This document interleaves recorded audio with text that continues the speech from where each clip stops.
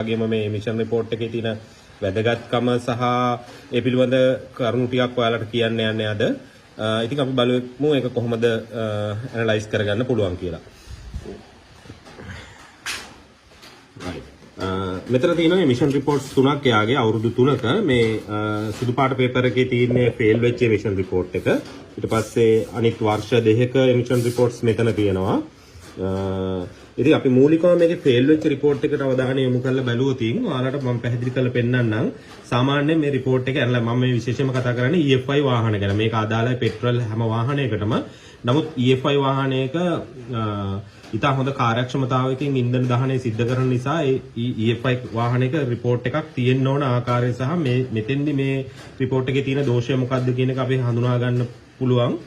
මූලිකවම අපි බලන්න ඕනේ මේ රිපෝට් එක ගත්තාම මේකේ තියෙනවා RPM මට්ටම් දෙකකදී. ඒ කියන්නේ idle RPM සහ RPM එක high RPM එක RPM 2500ට වැඩි අවස්ථාවේදී තමයි මේ පරීක්ෂාව සිද්ධ කරන්නේ. එතෙන්දී හයිඩ්‍රෝකාබන් එහෙම නැත්නම් අපි කියනවා අමු පෙට්‍රල් කියලා. ඊළඟට කාබන් මොනොක්සයිඩ් එහෙම නැත්නම් අර්ධ දහනය වෙච්ච පෙට්‍රල්. ඊට පස්සේ මෙතන තියෙනවා ලැම්ඩා ගය. ඊළඟට මෙතන තියෙනවා ඔක්සිජන් ප්‍රමාණය. මෙතන තියෙනවා කාබන් ඩයොක්සයිඩ් ප්‍රමාණය. එතකොට මේ සම්පූර්ණ ෆිගර්ස් ටික ඇනලයිස් කරනකොට අපි දැනගෙන ඉන්න ඕන දේ තමයි මේක මේ දහන ක්‍රියාවලිය සිදුවෙන්නේ සංවෘත පද්ධතියක් ඇතුළේ. ඒ කියන්නේ පිස්ටන් සිලින්ඩර් එක ඇතුළට ඉන්ධන වායු මිශ්‍රණය අරගත්තට පස්සේ ඒක සීල් වෙනවා. වැල් ටික සීල් වෙලා ඒක සංවෘත පද්ධතියක් බවට පත් වෙනවා. ඊට පස්සේ සංවෘත පද්ධතියක් ඇතුළේ ඉන්ධන දහන ක්‍රියාවලිය සිද්ධ වුණාම විශේෂයෙන්ම මේ EFI මෝටර රථයක මෙන්න මේ ෆිගර්ස් වලින් අපි මුලින්ම බලන්න ඕන කාබන් ඩයොක්සයිඩ් ප්‍රමාණය. ඒ කියන්නේ ඉන්ධන දහනය සම්පූර්ණ වෙලා ටේල් පයිප් එකකින් එහෙම නැත්නම් සයිලන්සර් එකකින් එළියට එන වාතයේ වැඩිපුරම තියෙන්න ඕන කාබන් ඩයොක්සයිඩ්. මොකද ඉන්ධන කියන්නේ හයිඩ්‍රෝකාබන් එහෙම නැත්නම් පෙට්‍රල් කියන්නේ හයිඩ්‍රෝකාබන් ඔක්සිජන් එක්ක එකතු වීම තමයි දහනය කියලා කියන්නේ. ඒක රසායනික සමීකරණයක් විදිහට අපිට ලියලා ගන්න පුළුවන්. මම මේ සම්බන්ධව දීර්ඝ ලිපියකුත් මීට කලින් පළ කරලා තිනවා. මගේ FB එකේ පෝස්ට් වල යටම හරිය තියෙනවා. පොඩ්ඩක් අවශ්‍ය කෙනෙක් ඉන්නවා නම් අරගෙන කියවලා බලන්න. එතකොට හයිඩ්‍රෝකාබන් ඔක්සිජන් එක්ක එකතු වුනහම ඒකේ අතුරු ප්‍රතිඵලයේ වැඩිපුරම හැදෙන්නේ කාබන් ඩයොක්සයිඩ්. එතකොට අපි සාමාන්‍යයෙන් ඕනෑම පෙට්‍රල් මෝටර රථයක ඉන්ධන දහනයේ අවසානයේදී හැදෙන කාබන් ඩයොක්සයිඩ් ප්‍රමාණය වොලියුම් එකෙන් එන පරිමාවෙන් 114ක් 16ක් අගය විතර අගයක් ගන්නවා නම් ඒ කියන්නේ එතනින් අදහස් වෙනවා පූර්ණ දහනයකට ලක් වෙලා කියලා. නමුත් 114ක් 16ක් හැදුනත් සමහරලාට මේ තියෙන සමායන අනිත් අගයන් එක්ක වෙනස් ඒ අගයන් වල වෙනස්කම් තිබුණොත් ඒක ඒ රිපෝට් එක වැරදි එකක් වෙන්න පුළුවන්. නමුත් මූලිකව මතක තියාගන්න මෙතන 114ක් 16ක් අතර තියෙනවා. නමුත් එතකොට මේ රිපෝට් එකේ පැහැදිලිවම කාබන් ඩයොක්සයිඩ් 10%ක් වගේ තමයි idle සහ high RPM කියන අවස්ථා දෙකේදීම තියෙන්නේ. ඊට පස්සේ ඔක්සිජන් පරිමාව අරගෙන බලුවොත් ඔක්සිජන් පරිමාව හොඳ ඉන්ධන දහනයක් පූර්ණ දහනයකට ලක් වෙච්ච මෝටර රථයක නම් මේ පරීක්ෂාවේදී ඔක්සිජන් පරිමාව බිංදු ඒ කියන්නේ එකට වඩා අඩු මේ වගේ බිංදුවයි දශම සංඛ්‍යාවක් තියෙනවා නම් ඉතා හොඳයි.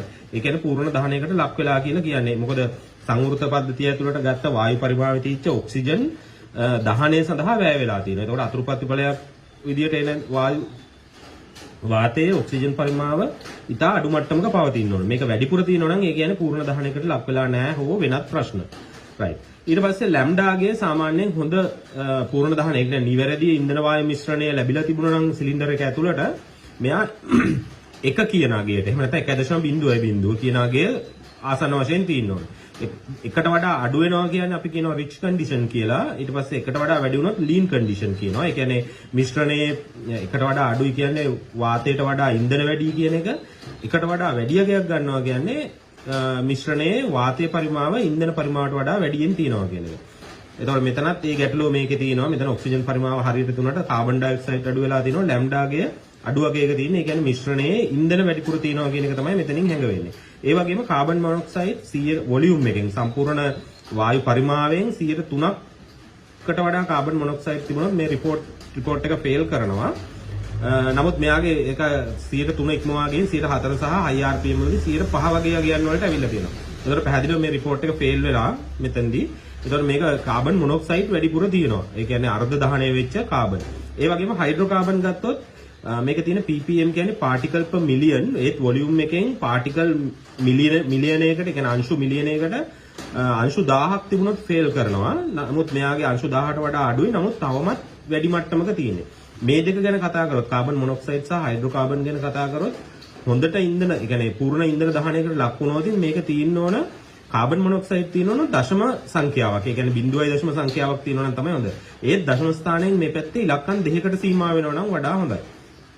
තුන්වෙනි හයිඩ්‍රෝකාබන් කියන කාරණේ අංශු 1000කින් ෆේල් වෙනකොට අපි මෙතන හොඳට, ඒ කියන්නේ පූර්ණ දහනයකට ඉන්ධන පූර්ණ දහනයකට ලක් වෙච්ච මෝටර රථයක නම් මෙතන ඉලක්කම් 2ක ආගයට, ඒ කියන්නේ 100ට වඩා අඩු වගයක් ගන්නවා නම් වඩා හොඳයි. එහෙම වුණොත් තමයි මේක ඉන්ධන පූර්ණ දහනයකට ලක් වෙලා උපරිම ඉන්ධන කාර්යක්ෂමතාවයකින් වැඩ කරනවා කියලා මේ මෝටර රථය ගන්න පුළුවන් වෙන්නේ. නමුත් මෙතෙන්දී ඔයාලට පේනවා දැන් මේකේ කාබන් මොනොක්සයිඩ් වැඩිවීමෙන් ෆේල් වෙලා තියෙන හයිඩ්‍රෝකාබනුත් යම් ප්‍රමාණයක් වැඩි අපි බලාපොරොත්තු වෙන මට්ටමට වඩා. එතන මෙතන පැහැදිලිවම ඊළඟට අපි මේක ඇනලයිස් එක කරන්නේ මේ විදිහට අපි බලනවා මෙතන ඔක්සිජන් වැඩිපුර ඉතුරු වෙලා තියෙනවද මේ කාබන් මොනොක්සයිඩ් එක්ක කියලා. නෑ, ඔක්සිජන් ගොඩාක් අඩුයි. ඒ කියන්නේ මේ කාබන් මොනොක්සයිඩ් ටික තව පත්තු වෙන්න ඔක්සිජන් එක්ක එකතු වෙලා දහනය කරන්න අවශ්‍ය කරන ඔක්සිජන් මෙතන තීලා නැහැ. ඒ කියන්නේ මෙතෙන්දී ඇත්තටම වෙලා තියෙන්නේ මෙතන ඔක්සිජන් නැතුව නෙවෙයි මේ තියෙන ඔක්සිජන් පරිමාවට, එහෙම නැත්නම් සිලින්ඩර් එක ඇතුළට ගත්ත වායු පරිමාවයේ තිබෙන ඔක්සිජන් අනුපාතයට අවශ්‍ය කරන ඉන්ධන පරිමාවට වඩා වැඩි පරිමාවක් සිලින්ඩරය ඇතුළට ලැබිලා තියෙනවා. ඒ කියන්නේ තෙල් වැඩිපුර විදලා තියෙනවා. ඒතර මේ වගේ දැන් මේ රිපෝට් එක ඇනලයිස් කරපු ගමන්ම අපිට මට නම් අපිට දන්න අපේ දැනුම සහ එක්ස්පීරියන්ස් එකට අනුව, ඒ කියන්නේ මේ සම්බන්ධව අපි ඉගෙනගෙන තියෙන දේ සහ එක්ස්පීරියන්ස් එකට අනුව පැහැදිලිව මේක ඔක්සිජන් සෙන්සර් එක පැත්තට, එහෙම නැත්නම් එයා ෆ්ලෝ නැත්නම් මැප් සෙන්සර් එක පැත්තට මේ දෝෂය යනවා. මොකද ඔක්සිජන් ඇත්තේ නැහැ, වැඩිපුර පෙට්‍රල් ඇවිල්ලා තියෙනවා මේ සිලින්ඩර් එක ඇතුළට. මේ වැඩිපුර ආපු පෙට්‍රල් ඔක්සිජන් දහනය කරන ඔක්සිජන් නැතිකම නිසා කාබන් මොනොක්සයිඩ් බවට පත් වෙලා තියෙනවා. තව ඔක්සිජන් අණු මෙයාට අවශ්‍යයි මේක පූර්ණ දහනයට ලක් වෙන්න. එහෙනම් වැඩිපුර තෙල් විදින සිද්ධියක් තමයි මේකේ තියෙන්නේ. පැහැදිලිවම ඔක්සිජන් සෙන්සර් එක කියන පැත්තට මගේ මතේ නම් යනවා. ඒක මම ස්කෑන් ඩේටා ඇනලයිස් කරලා බැලුවා. හරියටම හරි ඔක්සිජන් සෙන්සර් එක ෆෝල්ටි. සමහර වෙලාවට හරියට වැඩ කරනවා, සමහර වෙලාවට ලීන් කියන පැත්තට තමයි යන්නේ. ඒතකොට ලීන් කියන කමාන්ඩ් එක ඔක්සිජන් සෙන්සර් එකෙන් ආවොත් එයා වැඩිපුර තෙල් විදිනවා. එතකොට ඒක ඒ සෙන්සර් එක බොරු කරන්නේ දෙන්නේ. සෙන්සර් එකේ හරි ඩේටා එකක් නෙවෙයි. සෙන්සර් එක වැරදි විදිහට දෙන ඩේටා එකකට වැරදි විදිහට ක්‍රියාත්මක වීම නිසා වැඩිපුර පෙට්‍රල් එනවා මේ සිස්ටම් එක ඇතුළට. එතකොට වැඩිපුර පෙට්‍රල් ආපු නිසා ඔක්සිජන් ප්‍රමාණය අඩු වීම නිසා මේ පෙට්‍රල් වලට දහනය වෙන්න විදියක් නැහැ. ඒක නිසා අර්ධ දහනය වෙලා තියෙනවා. ඒ වගේම තවදුරටත් හයිඩ්‍රෝකාබන් අමු පෙට්‍රල් සැලකිය යුතු ප්‍රමාණයක් ඉතුරු වෙලා තියෙනවා. ඉතින් මේවා අඩු වෙනොත් තමයි හොඳ. ඉතින් මේකට නම් මේ මෝටර රථේ නම් ඔක්සිජන් සෙන්සර් එක රිප්ලේස් කරලා මේ ප්‍රශ්නේ විසඳ ගන්න පුළුවන් පැහැදිලිව. නමුත් දැන් අපි මේකේ මෙයාගේ පරණ රිපෝට් එකක් අරන් බැලුවොත් මම මේ පරණ රිපෝට් එකේ ෆිගර්ස් ටිකත් ඔයාලට පෙන්නන්නම්. ඒකෙන් ඔයාලට අදහසක් ගන්න පුළුවන් වේවි. බලමු මම ඉක්මනින් කියන්න බලන්නම්. මෙතන දැන් ඔයාලට පේනවා මේකේ කාබන් මොනොක්සයිඩ් ඒ කියන්නේ RPM මට්ටම් දෙකේදීම 13ක් 12ක් වගේ අර කලින් රිපෝට් එකට වඩා යම් හොඳ මට්ටමක් තියෙනවා. මෙතන තියෙන්නේ 10%යි ගාන. නමුත් මෙතන 14ක විතර අගයකට 13කට 12කට වගේ ඇවිල්ලා තියෙනවා. නමුත් තාමත් මදි. ඒ කියන්නේ මේ අවස්ථාවේ පූර්ණ දහනයකට මෙයා ලක් වෙලා නැහැ. එතකොට එතෙන්දි බලන්න හොඳට මෙතෙන්දි එකතු වෙලා මෙතෙන්දි ඔක්සිජන් කියන එක ඉතුරු වෙලා තියෙනවා. මම කිව්වා 100ට එකට වඩා අඩු වෙනවා නම් දශම සංඛ්‍යාවක් තියෙනවා නම් තමයි හොඳ. අයිඩල් එකේදී 101.3කුත් හයි RPM වලදී 4.7කුත් තියලා තියෙනවා. ඒ කියන්නේ ඔක්සිජන් වැඩිපුර තියලා තියෙනවා. ලැම්ඩා එක මෙතෙන්දී ලැම්ඩා එක ඉතා පැහැදිලිව පෙන්නනවා. ලැම්ඩා එක එකට වඩා වැඩි යගයක් අරන් තියෙනවා. ඒ කියන්නේ මිශ්‍රණයේ වාතයේ වැඩි ඉන්ධන පරිමාවට වඩා වූ. ඒක ඇත්ත. ඒක මෙතෙන්දී පේනවා. මොකද ඔක්සිජන් ඉතුරු වෙලා තියෙනවා. ඊළඟ දේ තමයි මේකේ කාබන් මොනොක්සයිඩ් නම් 103න් ෆේල් කරන්නේ. නමුත් මෙයා 0.4යි 0.1යි වගේ යගයන් වලට තියෙනවා. මම කිව්වා මේක වඩා හොඳ. බිඳුව එහෙම නැත්නම් දශම ස්ථානයේ මේ පැත්තේ ඉලක්කම් 2ක අගයකට එනවා නම් තමයි වඩා හොඳ. සුළු ප්‍රමාණයක වැඩියක් තියෙනවා. ඒ වගේම මෙතන හයිඩ්‍රෝකාබනුත් සුළු ප්‍රමාණයක් මම කිව්වා මෙතනත් ඉලක්කම් 2ක අගයට එනවා නම් හොඳයි කියලා පොඩි ප්‍රමාණයක් වැඩිපුර තියෙනවා. එතකොට මෙතෙන්දී ඇත්තටම මේ රිපෝට් එක අපි ඇනලයිස් කරලා බලුවොත් මෙතන මේ ඉතුරු වෙලා තියෙන සුළු හෝ හයිඩ්‍රෝකාබන් පරිමාව තිබිය යුතු ප්‍රමාණයට ඒ කියන්නේ නිවැරදිම ප්‍රමාණයට වඩා පොඩ්ඩක් හෝ වැඩිපුර තිබෙන මේ හයිඩ්‍රෝකාබන් එහෙම නැත්නම් අමු පෙට්‍රල් සහ මෙතන තියෙන මේ පොඩි ප්‍රමාණයක් වුණත් වැඩි වෙලා තියෙන මෙන්න මේ කාබන් මොනොක්සයිඩ් ටික මේ ඔක්සිජන් එක්ක එකතු වෙලා දහනය වීමේ හැකියාව තියලා තියෙනවා. නමුත් එහෙම දහනය වෙලා නැහැ. එතකොට මේ රිපෝට් එක අරන් බැලුවහම ඒකේ පැහැදිලිවම මේ රිපෝට් එකේ මගේ ඇනලයිස් එක නම් යන්නේ ඉග්නිෂන් පැත්තට. ඒ කියන්නේ හරි ඉග්නිෂන්, ඒ කියන්නේ plug, spark plug wire, plug සහ ඉග්නිෂන් කොයිල් වල තියෙන යම් දුර්වලතාවයක් නිසා, ඔයින් එකක හෝ කීපයකම වෙන්න පුළුවන් තියෙන දුර්වලතාවයක් නිසා මෙයා හරියට දහනය ක්‍රියාවලිය ආරම්භ කරලා දීලා නැහැ. ඒක නිසා පූර්ණ දහනයකට ලක් වෙලා නැහැ. එතකොට මේ report එකේ තියෙන අවස්ථාවේ මෙයා spark plug ටික මාරු කරගත්තා නම් බොහෝ දුරට මගේ මතය නම් මොකද අනිත් ඒ වගේ දෝෂ වෙන්න තියෙන ඉඩ කඩ අඩුයි. සමහර spark plug වලට එච්චර සැලකිල්ලක් කරන්නේ නැතුව බොහෝ කල් දුවනවා. සාමාන්‍යයෙන් මේ Alto වගේ මෝටර රථයට යොදන සාමාන්‍ය කියන්නේ normal spark plug එකක් ඉරේඩියම් නෙවෙයි normal spark plug එකක් හොඳම කාර්යක්ෂමතාවක් ගන්න පුළුවන් වෙන කිලෝමීටර් 20000ක් වගේ කාලයක් තමයි. ඒකත් නිවැරදි plug එක වෙන්න ඕන. හොර plug ගොඩාක් තියෙනවා මේවට. ඊළඟ කාරණාව තමයි ඒ plug එකක් මෙතනදී plug ටික මාරු කරලා තියෙනවා නම් එයාට බොහෝ දුරට මේ යගෙනුත් අඩු කරලා මේක තව පූර්ණ දහනයක පැත්තකට ගෙනල්ලා මේ කාබන් ඩයොක්සයිඩ් මම මුලින් සඳහන් කරා වගේ 14 16 වගේ පැත්තට ගන්න තියෙනවා. මොකද මේ ඔක්සිජන් වැලියු එකත් මේ පැත්තට එකතු වුණා නම් මෙයාලා 16 කියන මට්ටම පැත්තට එනවා. නමුත් මේක ගන්න බැරි වෙලා තින්නේ මෙයා පූර්ණ දහනයකට ලක් වෙලා නැහැ.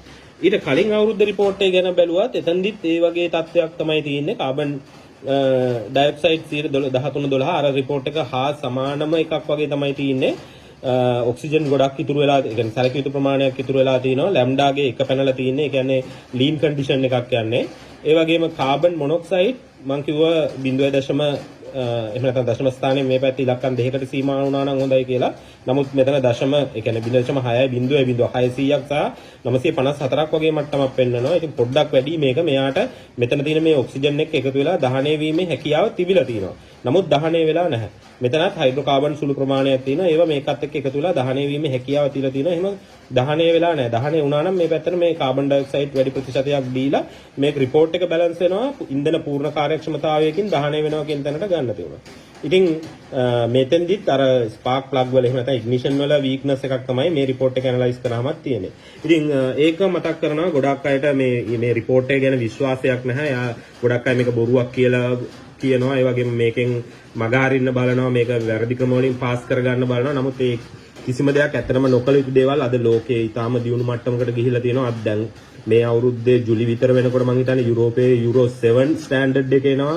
එතකොට දැන් අපේ රටේ තාම අපි බලන්නේ හයිඩ්‍රෝකාබන් සහ කාබන් මොනොක්සයිඩ් කියන දෙක විතරයි. නමුත් ඒ යුරෝපයේ ඇමරිකාව වගේ රටවල් වල දැන් මේ වෙනකොට ටයර් වලින් පිට වෙන පාටිකල්ස් බ්‍රේක් වලින් බ්‍රේක් පැඩ් සහ බ්‍රේක් ෂූස් වලින් පිට වෙන පාටිකල්ස් පවා යාලා ගණනය කිරීමකට ලක් කරනවා. ඒ වගේම නොක්ස් කියන එක නයිට්‍රජන් ඔක්සයිඩ් කියන විෂ වායුව සැලකිල්ලට ගන්නවා. නමුත් අපේ රටවල තාම අපි මේ මට්ටමට ගිහලා නැහැ. අපි තාම ඉන්නේ යුරෝ 2 වගේ ස්ටෑන්ඩඩ් එකක තමයි අපි මේ රැඳිලා ඉන්නේ මේ report එක තුලින්. ඉතින් ලෝකේ ගොඩාක් ඉස්සරහට ගිහිල්ලා තියෙනවා. අපි රටක් විදියට අපිත් ඒ ඉස්සරහට යන්න ඕනේ. ඒක පරිසරයට විශේෂයෙන් මේක අපිටමයි බලපාන්නේ. මොකද පරිසරය සහ සත්වයාට මේක ජීවත් වෙන අයටම තමයි මේ විෂ වායු ටික ආශ්වාස කරන්න සිද්ධ වෙන්නේ. ඉතින් ඒක නිසා මේ report එක ගැන සැකයක් හිතන්න එපා. මේකේ කිසිම වැරදිතාවයක් නැහැ. මේක ඇත්තටම ආසන්න වශයෙන් ඉතා ආසන්න නිවැරදිතාවයක් තියෙනවා. මේ මගින් දෝෂ හඳුනා ගන්න පුළුවන්. ඒ වගේම ඔයාලගේ ඉන්ධන කාර්යක්ෂමතාව හරියට සිද්ධ වෙනවද කියලා බලා ගන්න පුළුවන්. ඒක නිසා නිවැරදි ක්‍රමයට හැමතිස්සෙම report එකක් අරගන්න බලන්න. ඒ report එකෙන් පෙන්නන data වලට අනුව මේ data ටික analyze කරලා බලලා තියෙන දෝෂය මොකක්ද කියලා scan කරලා scan data analyze කරලා හොයලා හදාගන්න පුළුවන් ඇත්තටම.